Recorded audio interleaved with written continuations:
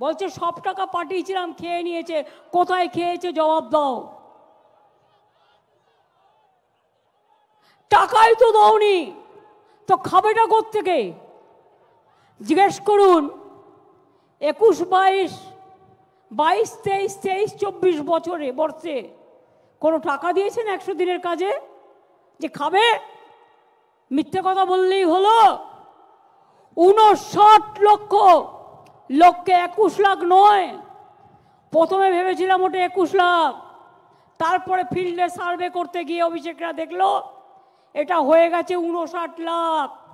59 লাখ লোককে 100 দিনের কাজের টাকা আমাদের সরকার দিয়েছে, আপনি দেননি, আপনারা দেননি। না দিয়েই বলছেন খেয়ে ফেলেছে। बोलते आवास योजना के लिए हम लोग 43,000 करोड़ दिया है, लेकिन आपको घर नहीं दिया, ये लोग खा लिया। आमी बोली मोदी बाबू कथा बोलছেন কিছু অফিসারের কথাই ঠিক আছে, তথ্যটা যাচাই করে নিন ভালো করে।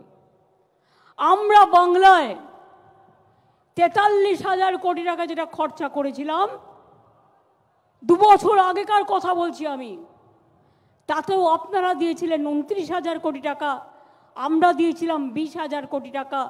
জায়গাও আমরা দিয়েছিলাম, 43,000 বাড়ি আমরা তৈরি করে দিয়েছিলাম। তারপর 2 বছর ধরে বাড়ির টাকা আপনারা 1 পয়সাও দেননি।